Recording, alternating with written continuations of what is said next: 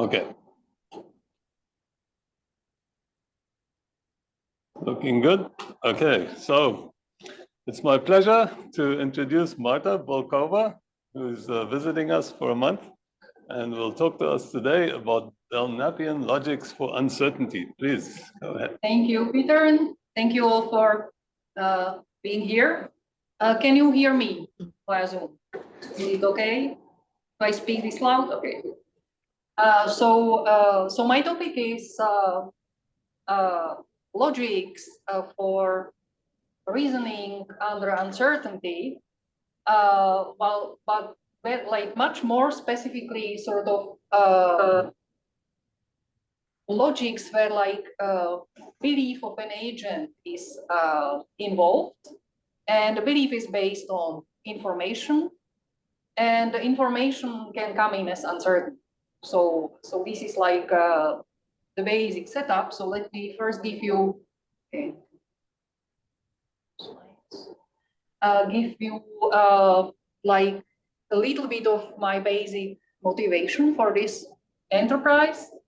Well, I think that when we think about knowledge or belief of agents, either artificial or human, it's sort of like one of natural ways of looking at it is not this kind of implicit knowledge where whatever I cannot disprove, I sort of implicitly know, but to have a little bit more like explicit point of view. Well, like the thing I believe or I know actually come from evidence or information which I can access, I mean, which somebody tells me or gives me. And so I will be mostly talking about belief and not knowledge, because like knowledge is sometimes a little bit too strong notion for this. So belief is based on information, right? But then if belief is based on information, it's only as good as the information I base it on. So like belief shouldn't be arbitrary, like we would like to be rational, or I mean, we usually what we think about are agents which behave rationally, right? But then, I mean, it starts. So what does it mean for an agent to form their belief in a rational way? So, I mean, it shouldn't be arbitrary. So, for example, like believing everything is too extreme, right? That we would maybe completely buy into. And so, I mean, if I want to look at it as based on evidence or information, then of course, information typically is incomplete. So I shouldn't assume that for every statement, I believe the statement or I believe its negation. Or I mean, not even that the information is actually telling me the statement or its negation. And like the sources I drew my information from, they might keep silent on certain statements because they don't know anything or they just ignore the issue. So it is typically incomplete, but it can also be contradictory, because like typical example is that I sort of take my information from multiple sources, and then of course they can contradict each other. But even a single, like that would actually lead to model these things using belief functions, right? Which, I mean, people did before. But already one source can be like inherently contradicting itself, maybe without noticing. Maybe it's not very explicit, or maybe I can derive from the information from the source, like that it actually supports the statement and sort of rejects it at the same time by like two different means. Or I mean, if we think, for example, about witnesses giving statements, they can like, because you interrogate them for a long time, and in the end they end up like contradicting what they said before. And like, because it is information, it's also not that the information comes in like zeros and ones always. Like it can, but it's not like that the witness is telling me with absolute certainty, like I've seen this person at this timestamp, like at this place. Like they can say, I mean, I'm pretty sure, or I can say, I'm almost certain, or they can like use like, even like they can give you, I'm 90% certain, but like witnesses, human witnesses wouldn't do that because they don't deal with like these kind of statements very often. But like weather forecast is giving you probabilities of training, right? And so we somehow need to, I mean, think about all these three phenomena that can occur with the information on which I'm basing my belief. So I mean, we have all the theories we are going to need, like we have logics that reason about belief and knowledge, we have classical probability theory, we have logics which can deal with incompleteness of information, we have also logics which can deal with contradictoriness, like which can reason in presence of contradiction and still not explode, still you cannot derive everything. So the thing is that it still there can be an argument made that certain contradictions are not terrible because they might not actually affect the issues I'm interested in. Like, can be contradictory about something and I'm actually want to reason about something else. So it would be one example, but there's many.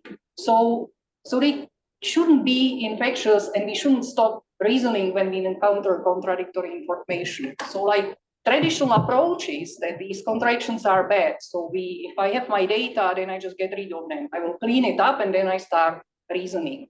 So what if we don't do that and we say, okay, but it carries some information because there's some conflict about this issue. And maybe if I reason with that conflict in a sort of information preserving way, so to say, I'm now being very vague, then maybe it is like there's something to be gained there. I mean, if we have logics for that, then why not use them in presence of uncertainty as well, right? And so the thing is that usually these approaches would combine like versions of uncertainty measures with logics which can deal with incomplete information, but not with one which can be like para-consistent. So there's approaches like that. I mean, there was a talk, I mean, on this very seminar before I came, like 2 weeks ago or 3 weeks ago, like you were talking about para-consistent probabilities. So this is a kind of approach which is very close to that one, but maybe it's like still a little bit different in the design choices we have made. So this is like where I would start. And so one way of addressing this inherent like contradictoriness of information may be that I sort of mentally separate evidence for statement from evidence against statement. So I deal with positive evidence and sort of negative evidence as separate entities, which do not need to cover like all possibilities. So there might be sources which don't give me either, and they can overlap. So there might be sources which can give me evidence for and against the same statement, accidentally or intentionally. I mean, and then so we can do this. So in semantics, we simply deal with positive and negative part of the picture separately, but that would be too simple-minded, right? So I mean, we have a negation which swaps between these two.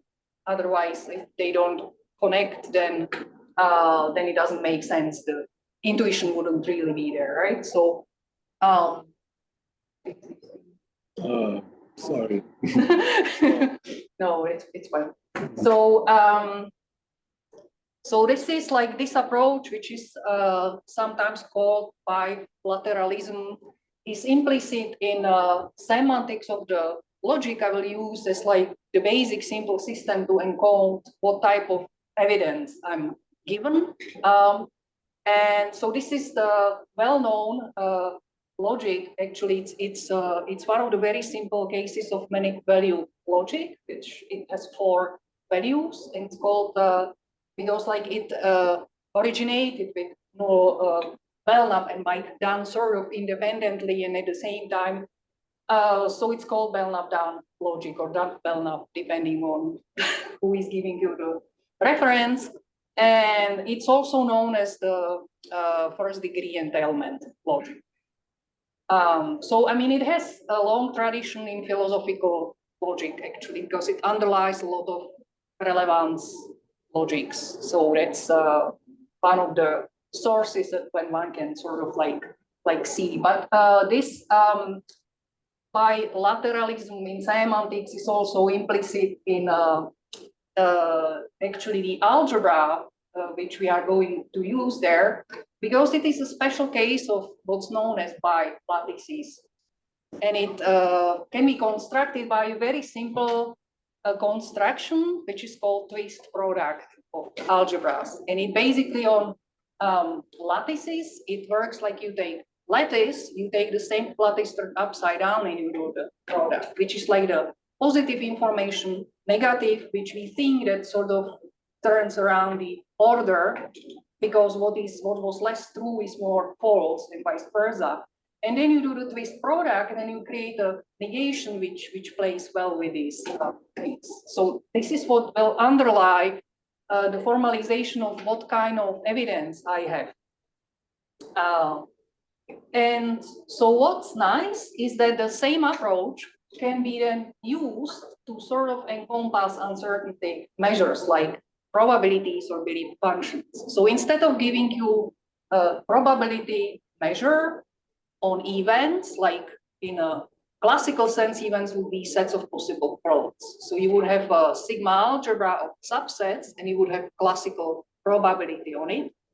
But classical probability works like it sort of plays well with negation as complementation. So I mean, a negation of an event is its complement, because I'm thinking of the states of the world where it didn't take place as its negation. And then the probability of one is one minus the probability of the other. And this is like hardwired in the theory. While now, if I'm not accessing the events sort of directly, when I'm looking at them through information I have about them, this is no longer the case. Like the complementation is not anything I really want to make explicit. So this will go. So this will give me some kind of like weaker axiomatization of uncertainty measures, because now they will be formulated over different logic, not on classical propositional formulas, but on these Belnapian formulas. So so the last part, and this is how I would like use this uncertainty on evidence to quantify agents' belief about what actually happened. And then with these formulas expressing agents' belief, I can actually reason using many value logic. But now I need a logic whose values sort of come from the 0-1 real interval, because I'm dealing with uncertainty measures, which sort of I will keep like evaluate from 0-1 interval in reals.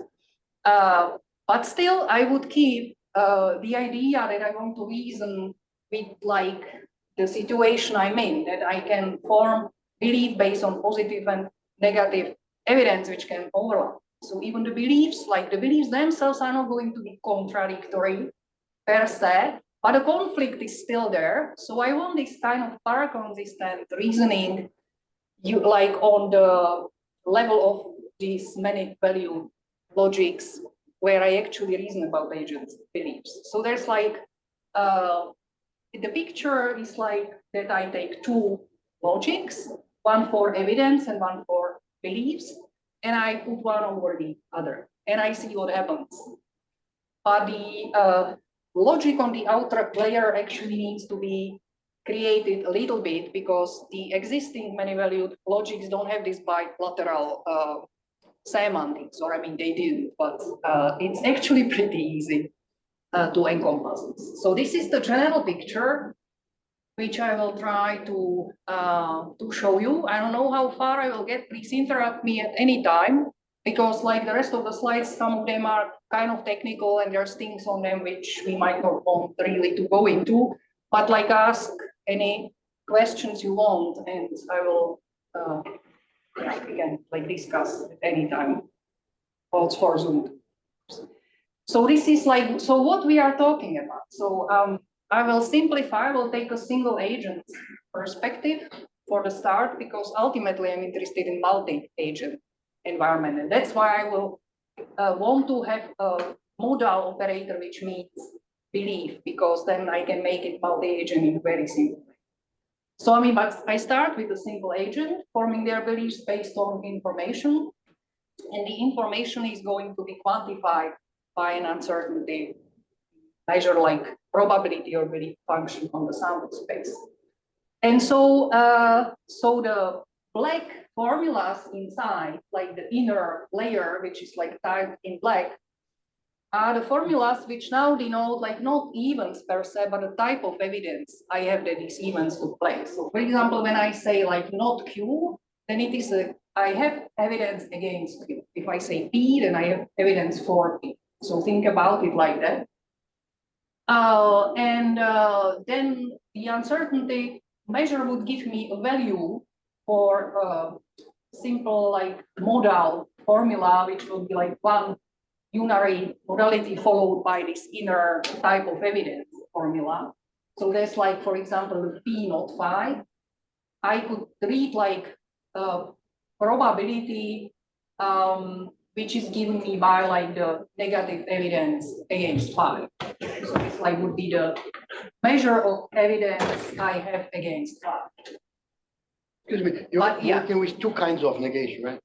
I will be working with many kinds of negation. So one is on the inner layer and one is on the outer layer. Right. And or two on the outer layer, and you can combine them into things like that. Yeah, so I mean, thank you. So I mean, the inner negation is simply the one which swaps between positive and negative evidence.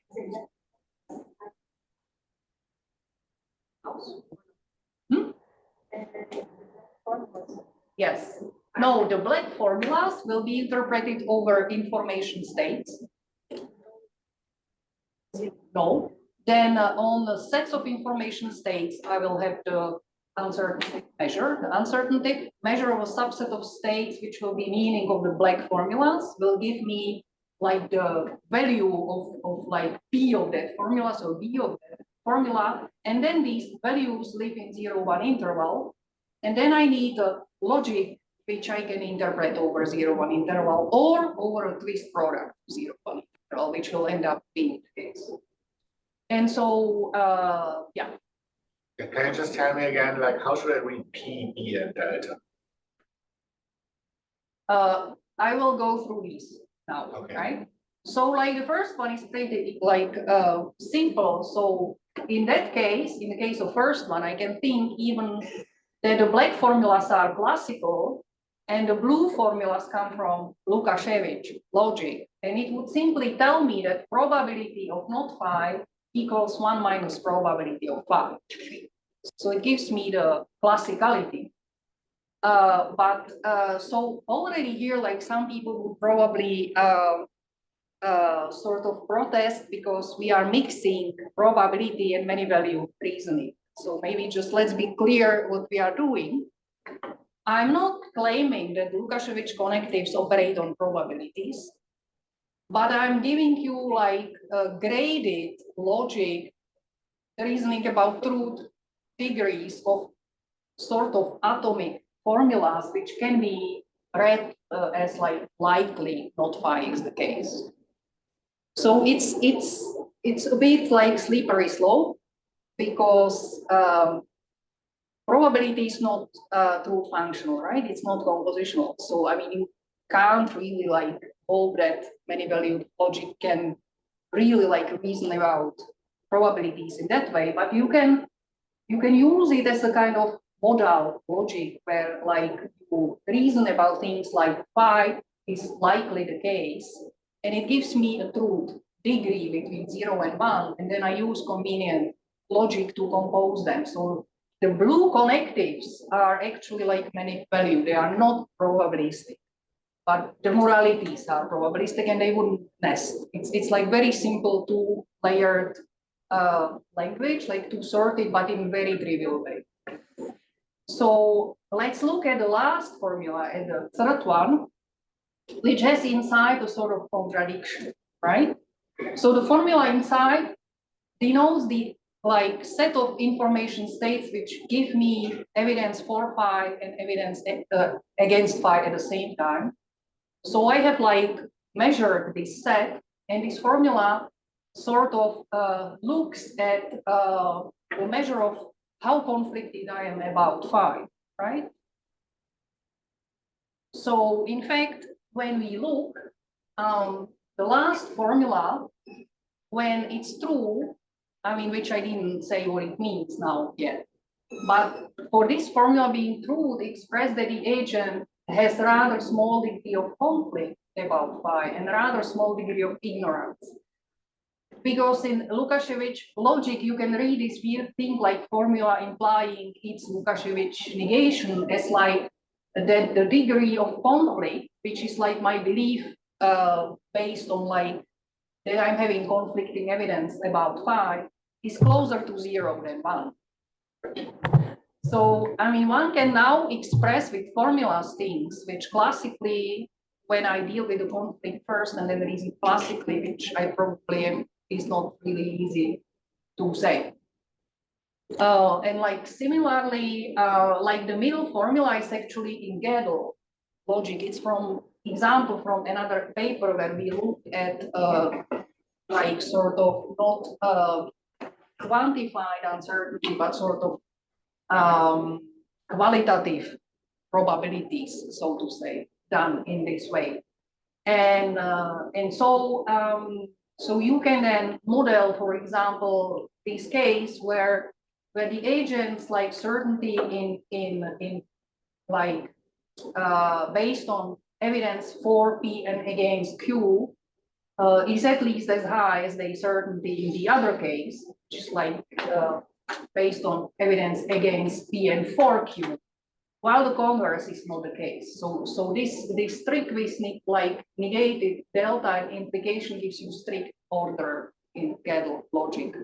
I will not go into GALAI logic or into like the delta operator. I mean, I will mention maybe that it can be used. Is the thing in fuzzy logics, which sort of gives you like delta of formula alpha is evaluated 1 if and only if alpha is evaluated 1 and 0 in all other cases. So it gives you this like crisp cut between the truth and all the rest. So it's a kind of thing that makes logic more expressive. And in particular, you can then talk about strict order. Normally, implication when we true only talks about like less or equal. So if the value of antecedent is less or equal value consequent. While I mean in Lukasiewicz logic is a bit more subtle, it gives you the distance, sort of like how far. So so it's either 1 or if it's not 1, then they tell you how bad. Like so this is like just to give you a basic idea what will be the formulas in the logics I'm going to construct, and then what I mean by reasoning with these formulas just can be formalized in the many value logic, and for which we have methods. So this is so now my task is to sort of present you with this 2-layer framework and maybe to claim some interesting things about it. So what are the 2-layered logics? So they've been around since 90s in this classical setup where like my inner language simply describes events and it's classical propositional language. Like you can think about conjunctions, disjunctions, and negations, and you can think about disjunctive normal forms, for example. Then like the outer language, the many value reasoning, you can simply use linear inequalities and like write the actual numerical things about the probabilities using simply linear inequalities. Or what Louis Godot and Peter Hayek and others proposed, you can actually employ Lukasiewicz many value logic, which can sort of do the same, but in a logical manner. So now I can just write formulas and they would like do the same job. And so these 2 layers are disjoint and completely separate, and only way I can go from one to the other is from inner to the outer by means of modalities. And typically I have just one unary modality which takes the inner formula and atomic outer formula. So your second and third bullet point, are they equivalent alternatives or do they give you different? But The second, oh sorry, did I say? No, the second bullet point is the linear inequalities. The third bullet point is the modality. So my question was like whether they give you different logics or whether like, I mean, I can, translate between the two. like one uses Lukashevich and one uses linear inequalities. There's translation going both ways and they are equally complex. In classical case, and it becomes the case also in our paraconsistent case. So I want to apply these logics to a problem. It doesn't matter. It doesn't really matter, but yeah, as a logician, I would like to actually write formulas instead of linear inequalities. But I mean, I don't know. It's maybe a matter of taste. So that's the syntax, and so the modalities never nest. I will not talk about. I believe that I believe. That would be a different kind of modality, which I don't think is based on a probability measure anymore. It's based on introspection, and that would work differently than evidence. So that's like, I can then complicate the outer layer and I can do wild stuff there, but this is just like very basic setup. The difference between probably and belief, is belief something that each agent would have and probably is something that everybody agrees on, or? It depends. Okay. I would say, like, for me, it's all a bit like the leading examples for me are always subjective, so to say. So it's like how the agent actually, I mean, what kind of measure they use on the evidence. So you can think something is probable and I think it's not probable. Yeah, because I'm using different sources then. Yeah, but I don't really understand the difference between P and B. Well, it depends. Like P, I will use only when I literally talk about probability measure. I see. I can later talk about belief function or about inner probabilities or about necessities or possibilities, and then it like be cheating to use P. So I could use B everywhere, but then I always read it as a belief, and it has its drawbacks too. So sometimes I just use one or the other, but I will like sort of reserve the P for. So I mean, the original systems were for classical probability. So it was just reasoning with classical. So so the semantics is going to be to layer 2. So I interpret the inner language or like events, so over sort of sets of possible worlds, like with the obvious Boolean algebra. I will fix a measure on this space, typically a probability measure. And then I will fix the semantics like for the outer language, which typically is the 0-1 interval, or it can be like 0-1 interval in terms of MV algebra, like a standard model of Lukashevich logic. And then like the axiomatizations are like gonna be layered 2, like axiomatize the inner part. Then I tell you what happens when I add one layer of modality. So there's some kind of modal axioms. And then, I mean, I plug the axiomatization of the outer logic on top of that. So, and I mean, if I do it right, it's gonna give me a complete axiomatization. And there's a sort of like abstract framework how to do it right, what you need to know about the inner logic and the outer one. And I mean, if you do it that way, then you end up having a completeness theorem. And what is that? That's the framework of 2-layered modal logics, which I will maybe mention. And I mean, if you wonder what's the things that you need, so it works well if the inner logic is nice enough. So at least Fregean in terms of abstract algebraic logic. It depends a bit on the modal axioms, and it works well when the inner logic is locally finite. So that you have only finitely many non-equivalent formulas for a fixed finite set of variables, because then you can translate everything to the outer logic, and when you know that this is complete. Wait, is this Buck-Norton theorem? I suppose so. Lukashevich logic, right? I'm not sure that you need to use it. You need to use it for some other things, but not for the complete things per se. Oh, like, I mean, for the standard completeness of Lukashevich, right? So I mean, here I would need a standard completeness of Because this is very important. finite strong standard. Yeah. So that's like the yeah. So as I said, this has been around since 90s. So this original Fagin-Alpert Megiddo paper deals with reasoning using linear inequalities. They don't call it two-layered, but it has the format.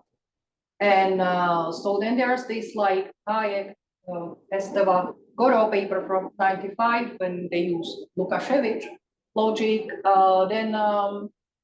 Then you can generalize these things a bit like the linear inequalities when you drop classical Boolean negation and you only think about distributive lattices. So this is being done by Roux. And so there's like Billy functions and probabilities which you can like figure out the axiomatization is over distributive lattices over De Morgan algebras. That's already been there. Then there's this like abstract framework of two-layer logics from 2014 paper where you have the kind of abstract algebraic logic style of giving you the completeness theorems. But like from that point of view, it was still missing because they only dealt like like our logic is like the Belnapian is simple enough, but it's it's Reagan, so it's a bit weaker than what they used, but their argument would work in that case too. So it's like it was a case which wasn't covered really, so we proved completeness like by hand, but it's in the end you like see you are doing the same thing. So what we've done is to adapt this picture to be able to reason with contradictions basically. So it amounts to plugging Belnapian logic instead of classical, which is really simple, to adapt the probabilities and Billy functions to have axiomatization over Belnapian, which is also simple and actually has been known before. And then figure out like how the model part would turn out and what to use on the outer layer, because you need to adapt Lukashevich logic in our case to be able to reason with a little bit of contradictions. So that's I make it sound simple because it actually is. So this will be the picture now. So what changes is on the semantic side, I don't have possible worlds anymore. I have sort of like information states or evidence types. But like think about it. If you have possible worlds, just no reality, just classical propositional logic. These are like valuations, right?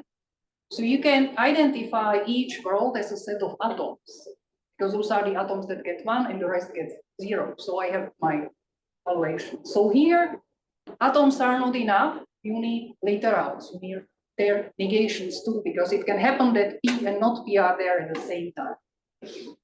So each state can be identified as a set of literals. Think about it as a conjunction. Meaning of a formula is a set of such states. Think about it as disjunctions, the disjunctive normal form. This is how one wants to think about this semantics. It's another way when you approach like formulas as subsets of states, which gives you disjunctive normal form. So what is this power set of S with this tie? That's the twist product. So you take power set of states as distributive lattice. You turn one copy upside down and do the twist product. You will see, maybe. And then since my measure works on subsets of states, then on this product it gives you a pair of numbers. So you need sort of a many-valued logic which you can interpret on a product too. And you want a twist product too, because you just want to carry on this reasoning with contradictions. So that was like when I started to sort of see how I can do Lukashevich or Gödel or product or fuzzy logics over like twist product algebras. And then it was clear, and when you plug the things together, it will work. So So that I think was like the main work there. So this is what I want to end up with. But then maybe I will like briefly go through the ingredients, but like interrupt me at any time, because like some of it you might really see very well or at all. So Sorry. somebody. Can I ask something? Yes. Okay. Is not any word is perfectly clear here, so I'm more based on the slides than on anything that you said. But in which sense you need an axiomatic for the inner logic? Because if I understand well, the inner logic is a language in which evidence are expressed. So the axiomatic should not be used to derive a theorem there. So in which sense you need an axiomatic there? What the axioms are useful for? Well, I will show you how it. Why you don't, in other sense, why you don't simply need a language? Why you need axioms? Like to give a sign of complete axiomatization of the whole picture. You sort of need to know which formulas on the inner language are equivalent, right? So at least like have sort of equational theory of like De Morgan algebras there, which is reflected by modalities, because the uncertainty measure is going to measure like equivalent types of evidence the same way. So you need to know this. But like I agree that you can simply ignore it because it's so simple. Then you can simply just adopt the axioms that like belief of equivalent inner formulas is the same and start from there. Okay, I understand. Thank you.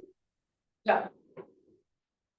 So just to say a few words about this Belnapian logic or first degree entailment.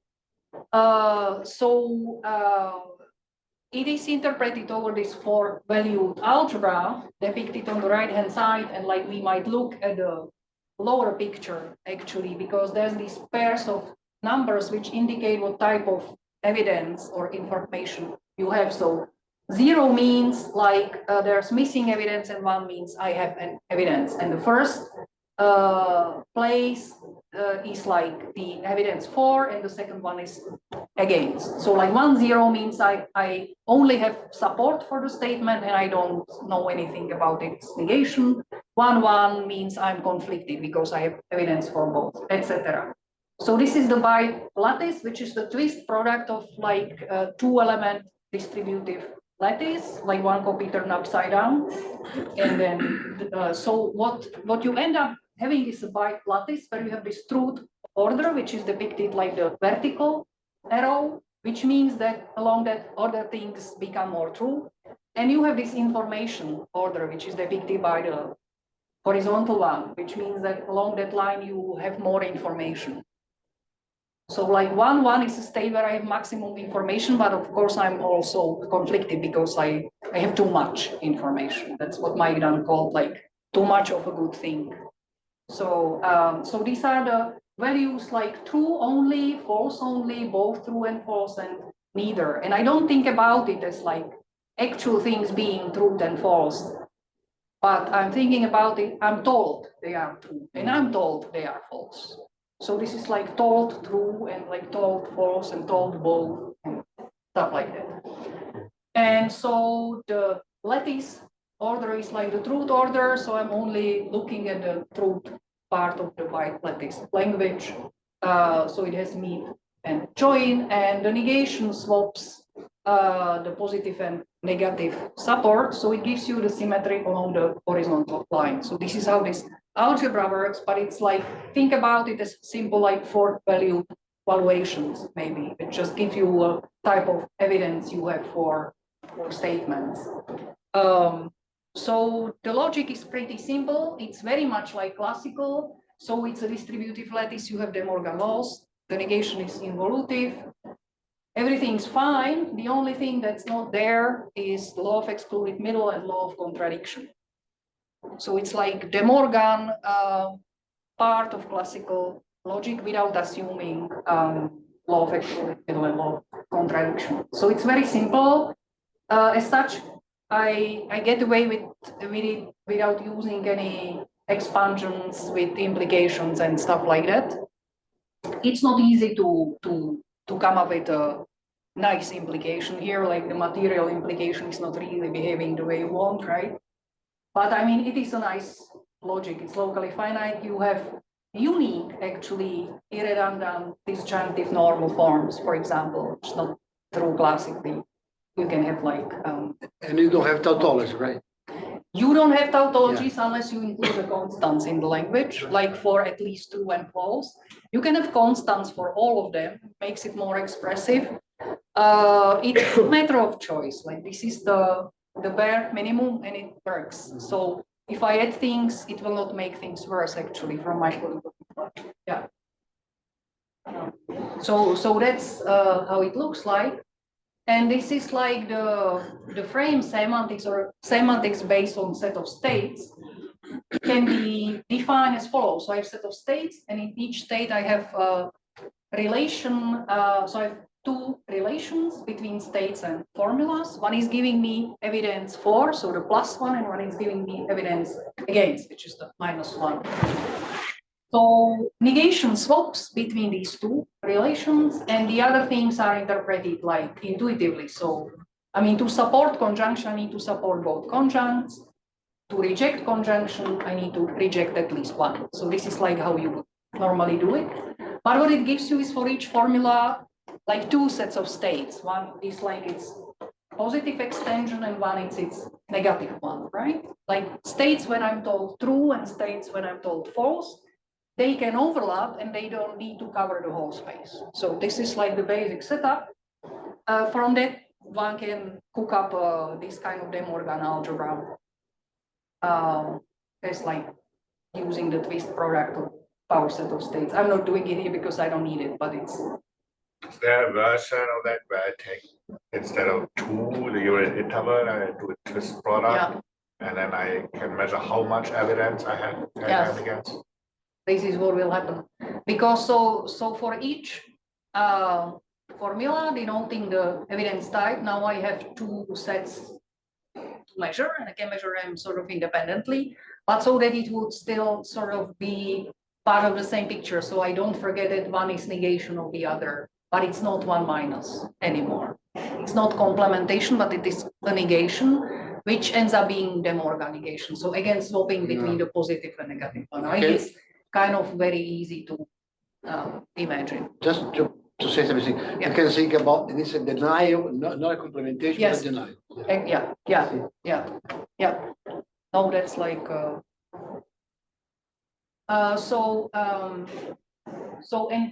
so I mean, if I think about formula 5 in this Belnapian, then like the states of the model give me in general these like 4 areas, which not all of them I can actually describe by a formula. So like the top right square has a name, and the name is phi and not phi. Like everything but the bottom left square has a name, and it is phi or not phi, but the bottom left square doesn't have a name. It's the part which doesn't say about phi. So I mean, I don't have a way to touch this with a formula. And so now the question is, when I do, let's say, probability measure on subsets of this, like, do I actually want, like, I mean, what do I get? Like, do I need to require, for example, that these 4 areas sum up to 1? If I mean, I can never really touch the one which I don't name, right? So there's some choices to make when defining a kind of what does it mean to be probability defined on Belnapian formulas. So there's these choices like if you want probability of the whole set of states to be 1 or not. Like you can, I mean, you don't have to. It really depends. So what happens is I measure this like positive and negative extension of phi. So I will get a pair of numbers coming from one measure, and then I mean, I take them as a kind of like truth value of believing phi. And so it's a pair of numbers living in a 0-1 interval, and then I reason with these formulas. And then, so I can play with it. So one measure is like one source. I can have multiple measures I want to aggregate. And now we know that the interesting things like can happen when I, for example, aggregate probabilities. I don't need to end up having a probability. I mean, I can aggregate belief functions in certain ways, like there's a choice to be made. And sometimes I end up with an assignment which doesn't have much properties apart from being monotone. Examples. So you get very weak logics if you think about multiple sources, or you get interesting logics sometimes. But I mean, if I think just about one source, I can still end up having Belnapian probability. So what is again the reason I have the plus and the minus here on the beliefs, right? So wouldn't I still want to say to know how much I believe in phi? And I know I have positive and negative evidence for phi, but still I want to know whether I believe in phi. But now it looks like I can have a positive belief in phi and a negative belief in phi, and they may be completely unrelated. Yes. That seems kind of. They can be completely unrelated. It seems kind of counterintuitive. But it's like, I mean, I might think a bit that I want to keep this positive and negative attitude as a pair of numbers which are pretty much independent for a while. But does it put like Belknap at the meta level? I mean, at the meta level, I still want to be a classic. Yeah. No, the meta level is no. Why not? Oh, I might. And I mean, so this is carrying the idea of reason with the conflict as long as I can to the extreme. This is what I did. This is what my co-authors maybe look like. But in the end, you might want to compute something in like pure Lukashevich, right? Or I mean, like just to project it somehow to 0, 1 and then just be done, which I didn't explore, frankly. But this is already like, I mean, having a way of making Lukashevich sort of Belnapian is cool to do. No, it's cool, no doubt about that. It's just okay with real life agents. I'm not sure we reason that way, that we keep this kind of open mind when we talk about belief. But it might be when I'm asked, like, what's my positive and negative support for the statement, even like in a belief way, then I might give you kind of overlapping answer. So so these things are tools. Yeah. In the end. And your justification, would that be that if you do it that way, you kind of keep more information, and then if I have to aggregate that, okay, I need some method for that. But like if you defer that as long as possible, you kind of that will be okay. I don't have a convincing example where it actually carries some information I would otherwise lose. I need that example. Yeah, that would be. And I'm sorry, I don't have it yet. Okay. So so this is how the probabilities actually are going to work. So I mean, like if you are constructing a probability measure on subsets of S, you can start with mass function on S. So you put like values between 0, 1 on S such that they sum up to 1, and then you compute the sums. So I mean, a measure of a set is like sum of its elements, and it's because these like power set algebras are atomic. It's as nice as it comes, so you get away with it. So this is one way to compute probabilities of the positive and negative extension of phi. But it's actually, of course, enough to compute just like to look just at the positive. Like I don't need to keep writing P plus and P minus, because like they will behave in the same way. And like P minus of phi is actually P plus of not phi. So I'm just measuring subsets of states. So either I'm measuring phi and I'm measuring not phi, and I need both to have enough information about phi. So because I cannot recover one from the other. So I need two things, but I will just write them things which are on P plus or just P, because you can ignore it. And so you end up having these like axioms which simply say that it's like between 0 and 1, and it's monotone with respect to entailment of Belnapian logic. And it has this weak additivity. So you might want to look at it as the probability of disjunction is the sum of probabilities of the disjuncts minus probability of their conjunction. So it is classically true on classical formulas too, but you get something stronger there, right? So this is like, it's different axioms because they don't operate on classical formulas. So they look differently, but they are still axioms of probabilities, but like on different logic. So that's been known before. So why not use it, right? Can I ask something? Yeah. Is this P plus and P minus, they will be sort of a dual, it can be defined from one another, right? So as far, or can they? No, they can't really be defined from, oh, yeah, like, yeah, I mean, but Just you put the I need to sign look at negations. negations, yeah. But then one of them is going to, Yeah. one of them, this tertium non datur will be holding, and the other one, a lot of contradictions not be holding. Am I right? And this sort of, as the way I see it, the sort of pair of algebraic structure, so that they fail tertium non datur, a lot of explosion altogether, but each one is separate. You can analyze them. So if I am understanding well, I don't know.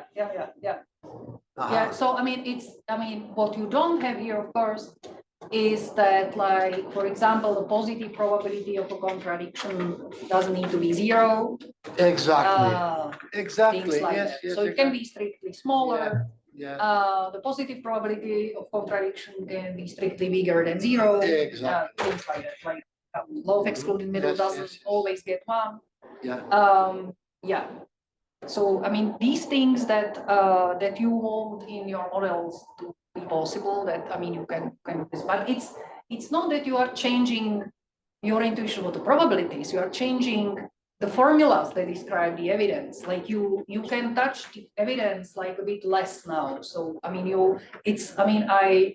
I don't think this is like different functions than classical probability gives you. They just live on different formulas, so they tell you less. So they are like weaker, but because usual probability axiom will satisfy this condition. Of course, yeah.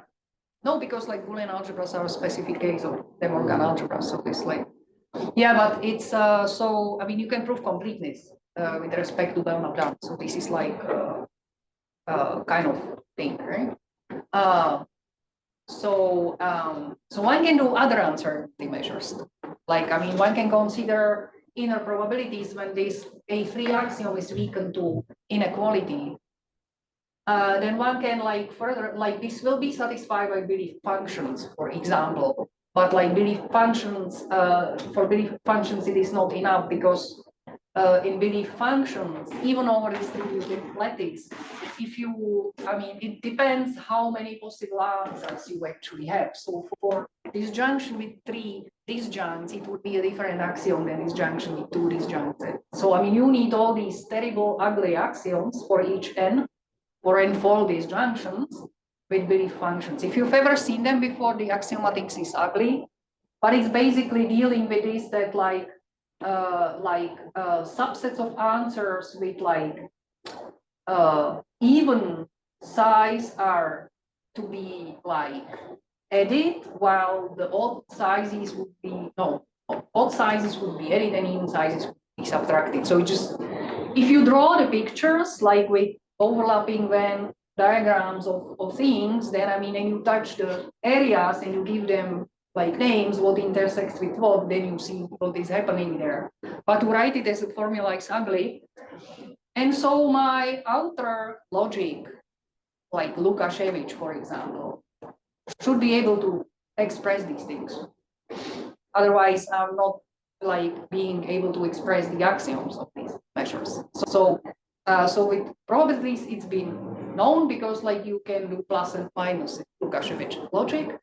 With these, it's a bit more tricky. You need to change this definition because you need to keep inside 0-1 interval. So you cannot just sum too many things and then start subtracting because you forget how much you are above 1. So you need to rearrange the things that they stay inside.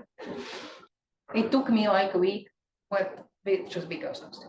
So I mean, you can do plot like plausibility functions, which are a bit like dual concept of belief functions. Because in this bilateral picture, you might want your belief to be like belief in phi and belief in not phi, like a pair, or belief in phi and plausibility of not phi, like a pair. And they give you a bit like different flavors. So that's like, and so this is mainly to tell you that what we are creating is not one logic. Like I just want a scheme that would work if I plug in different parts, and like not anything, but like enough that makes sense in this context.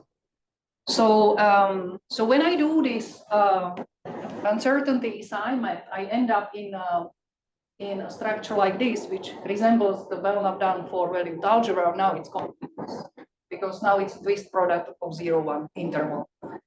So I have like everything there in between. So I recover the four values, but I have, for example, this edge, like I have everything in there, like continuum of ways of being true and being like more and more false, or I mean told more and more false, or believed. It's still De Morgan lattice, but now on it I would like to extend interpretation of connectives like conjunction, implication, negation, maybe not just the De Morgan, which just swaps, but maybe the original Lukashevich one, which actually does the 1-, because I might want that expressivity there. But it's nice to think about this structure a bit like geometrically. So like the De Morgan negation is symmetry along the horizontal. If I look on the left triangle, then I'm in the area where like my information is sort of incomplete. When I look in the right triangle, I'm in the area where my information is conflicting. So I can also like think about these areas a bit like, and the vertical line is the classical one. This is the one where the probability of the formula is 1 - probability of its negation. So I can sort of recover. So if my language can actually sort of touch these areas, then I can talk about interesting things. So that's just to see. I need a way to make this bilateral interpretation on, let's say, Lukashevich logic. And so, so one knows how to dualize lattice conjunction and disjunction. That's already there. But like the interesting part is, so how do I dualize implication? Because there are some choices. So what do I think it means to negate implication? Like in this context, it's a particular context, but in general, like what do you think? Like if I have A implies B, so to go against A implies B, what do I need to do? Like I might think that, and it is the case with Lukashevich, that I have a natural connective which would dualize it in a De Morgan way, like join and meet does. But like to go against implication, it means to support antecedent and to refute the consequent, actually. And that gives me a completely different way of negating implication, which combines the positive and negative evidence suddenly. So it doesn't stay like, it doesn't operate just on like one part. It messes things up. So when I call it a Nelson way, because it connects to this Nelson's paraconsistent logic. And I mean, there's weird ways, like I can go the connexive way and end up being outright contradictory, which I thought was stupid until Heinrich Mansing invited me to give a talk at his seminar. And then I thought I should do something connexive because it was called connexive logics.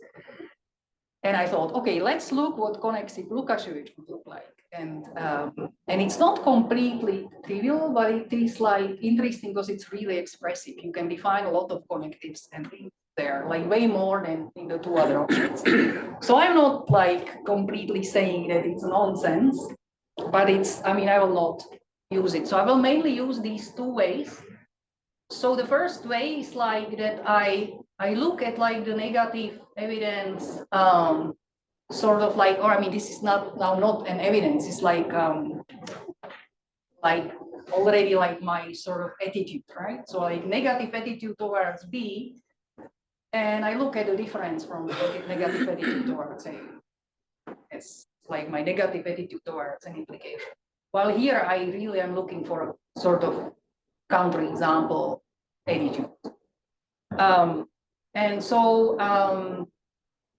just to show you this, I mean, if you've never seen how Lukasiewicz logic actually computes the connectives in its standard semantics, so you have this involutive negation, which is what minus, which is like a symmetry along 1/2 normally. So there's it is like implying 0, so I can dualize it using the like how I dualize implication. But it's also like literally 1 minus A, right? So what's interesting for us here is actually not what for a logician you would start with this pair of connectives, which is like Lukasiewicz conjunction and implication, which form a residuated pair. But what's actually interesting for us is the other one, that you can literally do plus and minus on the algebra. But I mean, you had to cut it at 1 and at 0, right? Like, because I mean, you cannot subtract below 0 if you want to stay within the 0 to 1 interval. And that causes a bit of struggle sometimes, but yeah, and like both these things are, like you can term define these things from these things and vice versa. So, and the lower part, is actually arises when you turn the standard MV algebra upside down. It's an MV algebra with these connectives. So it's really like made for the twist product construction. So this is like the easiest case one would think of first and like figure out how that works. And but you want to be Belnapian. So so you want actually an algebra. I mean, I didn't stress it with the Belnapian logic. It is not like the semantics is not just algebra, it's an algebra plus the set of designated values. So you are actually interested in formulas which are like at least true. Like you are not sticking to be like exactly true and not false. So you are always looking like at these two values in Belnapian, and here you are looking at this edge as designated. So, and that gives you the consequence relation of the result. So what would change if you would just take the 1, 0 as your designation? Yeah, it would change. I had it here on the Belnapian side somewhere. Let me find it for you. With the axiomatics. If I take the exactly true, then I add this kind of disjunctive syllogism as a rule, like this weird. It's not really disjunctive, but it's like Ackermann or something we might call it. So that's like that changes. And why do you call it weird? No. It's, I mean, the resulting logic is not very nice to deal with. Okay. Like if you pick just stop as designated and let's call this exactly true, it's not algebraically very nice to sort of deal with. So so that's the same thing here, like we can do that. Here actually I think the one with only top designated in the Lukasiewicz case is actually simpler maybe even. But it's very easy. I mean, you just tweak a bit of the axiomatization.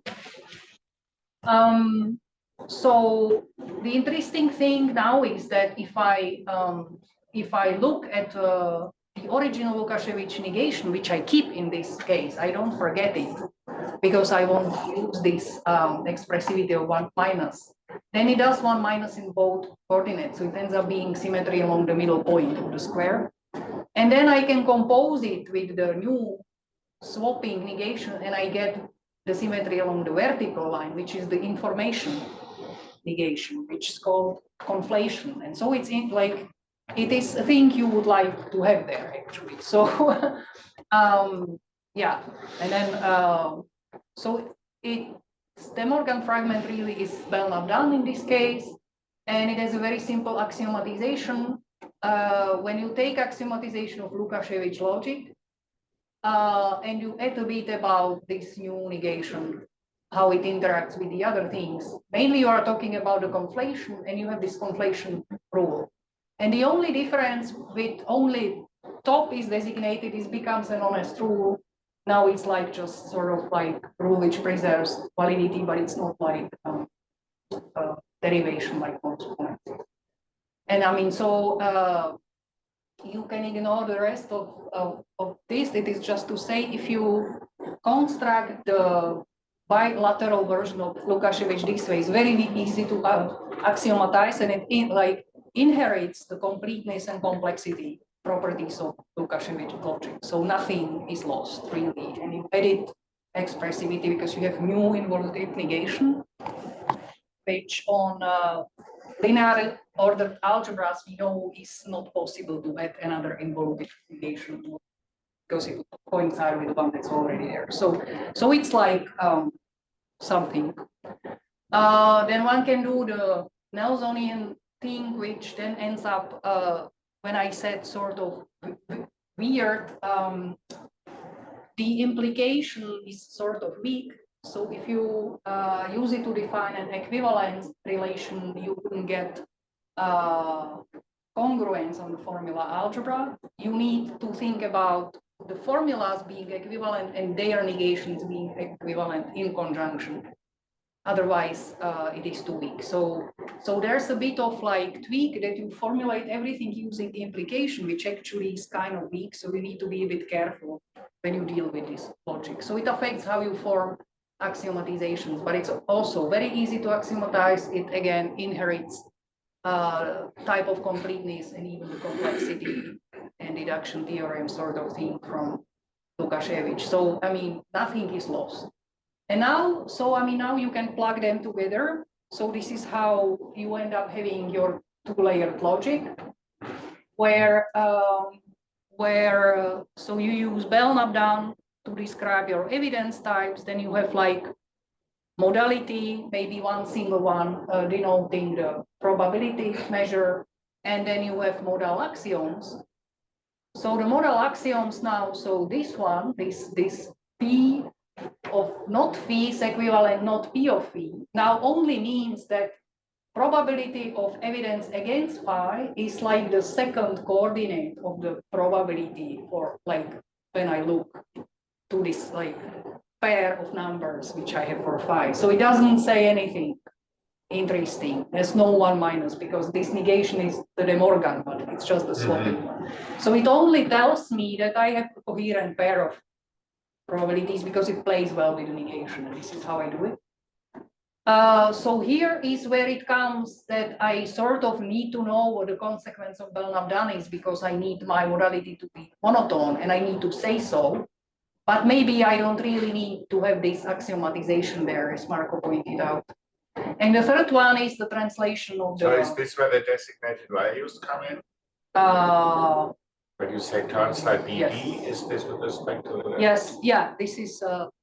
yeah. Mm-hmm. So if pi is at least true, then fine. And the third one is like how you write this weak additivity axiom in Lukasiewicz language. So you need to subtract first and then to add because you need to stay inside a 0 and 1 margin. So that's and so you prove completeness with respect to like this two-layered semantical picture. We have constrained tableau calculi for these things. Like completeness, it's not completely trivial, right? Because you need to construct the probability measure at some point on formulas, on canonical model for Belnapian. So that's the part where this abstract theory of two-layered comes in handy, and that you know enough about Belnapian logic in the first place, like that it's locally finite plays a role there. So, if you are interested, the logic is decidable, and it's going to be complete, which is kind of amazing because, so Belnapian is easy enough. Lukasiewicz is going to be complete, but like if you plug in the probability that you end up still being going to be complete is kind of like it is so classically, but that it still is true in like all the cases we've sort of encountered. it wasn't really completely trivial to prove. Like for the probabilities, it is not hard, but for the belief functions, it was kind of a bit hard. I imagine it's because you don't nest things, because Yes. you would be able to. Yeah. But it's like that one thing. So the formulas of Belnapian, it is easy enough, but the free algebras are big. Yeah. So to get away that, I mean, you are constructing a measure of something which is too big to actually consider at the same time, that's the point where you need to be a bit careful. So that's like in classical logic, this is a bit simpler, but like here the free algebras really are like ugly. Yeah, so it looks a bit different with the Nelson's logic. It doesn't really matter. So this is again back to the examples of some of the formulas I've shown at the beginning. In Lukashevich, when I say that formula implies its negation, then I say that its degree is closer to 0 than to 1. So you have these ways of like being comparative, but actually it also encodes like how much closer. So you can say things like in one of the frameworks, you can sort of separately talk about the positive support and about the negative, while in the sort of De Morgan framework, when I dualize implication with the minus, this always gets mixed up together. So this very same formula like sort of means a little bit different things, and which is for me like an indication that I might want to have a choice depending on what I want to do, like which logic I will choose, depending on like what I really want to like. So there's more examples like that. It's just like the point I'm making here is that it's sort of a formula which is not very hard to read. It reads differently than you would expect, but it means something. Like it conveys the sort of information about how conflicting or ignorant the agent is about phi based on certain measure. And then one can of course like do a bit of reasoning. So one example is when I assume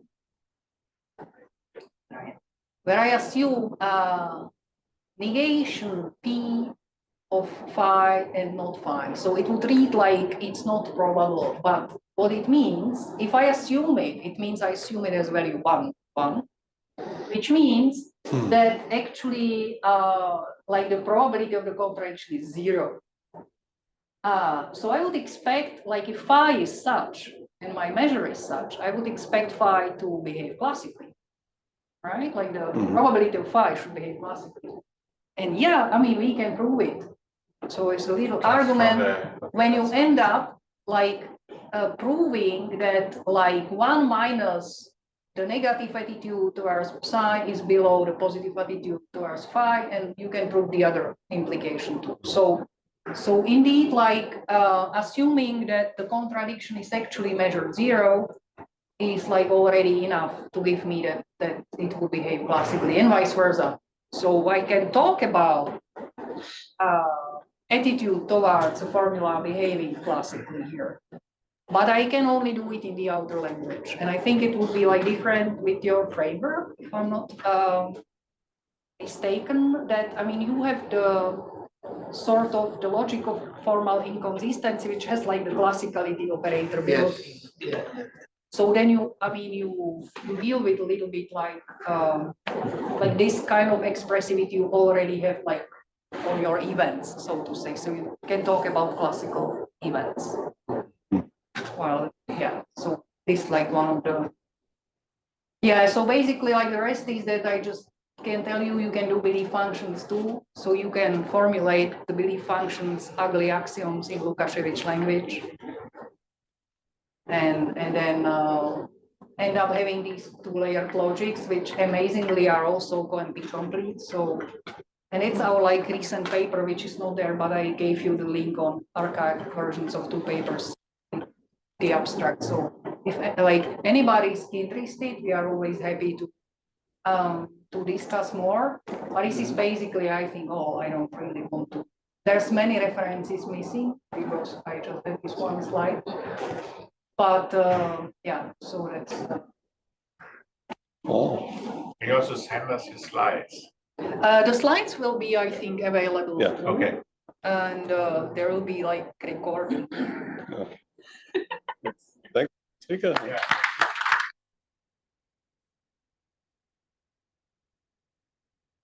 Any questions? Really curious about Yes. Yeah, Marta, very Yeah. nice. Thank you. Very interesting. Yeah, I mean, very comparable to our work. I mean, we could put everything together in the same framework, I suppose. Yes, I think so. Would be very nice, yeah. would be very possible. And I have a question concerning Lukashevich logic, right? I don't know if that plays any role for you, because Lukashevich logic, you don't really need real numbers. You can be happy with rational numbers. Yes, you can be happy. Because with it's they are, Yeah. so because of that, is there any effect on your calculations? And you can, I mean, sort of stay everything on the rational then? I mean, if I want to, I suppose I could. For practical Not application. think, yeah, I'm not thinking, yeah, in practice. But it's, for me, the choice of Lukashevich is because it has continuous connectives. Continuous connectives. Continuous, All yeah. the connectives are Right, continuous. yeah, So the yeah. implication is not just giving you the order, it's giving you the distance. So this is like, without thinking about actual numbers, for me, like the numbers are not important, but like the relations between formulas conveyed by the connectives are. So in GALAI, if I claim implication, I'm only giving you the order. Here I'm giving you the sort of, I can say that two formulas are closer than two other formulas with formula. Qualitatively, but not quantitatively. Sort of. So it's a bit like more subtle what you can then say about like how much like I can have more conflict than it, I don't know, like it's things like that are expressed. So for me it was the expressivity, like the McNaughton's theorem, like you can express McNaughton's functions like piecewise linear continuous functions. And Exactly. And you sort of Yeah. can rebuild everything in terms of linearity, right? Yes. Linear function. Well, it's behind this thing being OMP complete because like it's like linear integer programming, Yeah. which you can actually use. Otherwise, like yeah, like with other, I mean, I might like these two-layered logics, like even at first sight, like people would rather put them in P space, I would say. So this is really like I think about it that we are combining logics which are nice, but in a very specific way nice. Like I mean, of course, like we have examples where we have GALAI logic with co-implication the outer layer, and then it's, you don't get this anymore, and with modalities maybe, and then of course like you can't be co-implicated. Well, I don't know, co-NP complete is not really that nice either, right? But it's like it's easy nowadays. yeah. Okay, it's easy nowadays. Compared to other complexities. But I mean, for practical reasons, you can assume that you could implement this. Yes. And I was interested in whether it has been done and maybe tried in some case studies with agents and beliefs. Or Not yet. okay, nice. We have calculi, like the Tableau calculi, and the decidability based on that, but it's not like. But it is even that effective, which is what complexity is telling us. And I mean, linear programming is very effective, and we have lots of packages, yes. So it must be fairly simple to put that into practice. Yeah, we need people for it. Yeah, sure. Well, we need graduate students. Yeah. That's fun stuff. Yeah. So because you said your connectors are continuous, so it's maybe a long shot, but I know that there's some work that tries to combine kind of logical reasoning with neural networks using kind of extensions of classical connectors which are differentiable. And then you can do gradient descent kind of on these connectors and teach networks logic using. Could I mean, make a connection like Yeah, this? maybe they are using Lukashevich somewhere, but I mean, I don't know. I would need to look at it. Yeah, we can have a look at. Yeah, That would be but I great. never made this connection really. Yeah. So, but I mean, this seems to be very kind of in a way. Yeah, I I don't mean, know. I mean, these are the kind of problem you can talk in your logic about the kind of problems people are interested in machine learning, right? So like these probabilities, Yes. I hope so. approximate reasoning, and all these kind of things, right? No, these are just like piecewise linear continuous functions. We talk at Yeah. some point, and I, I think next week we're going to have Max tell us something, and then after that we'll see. But yeah, Okay.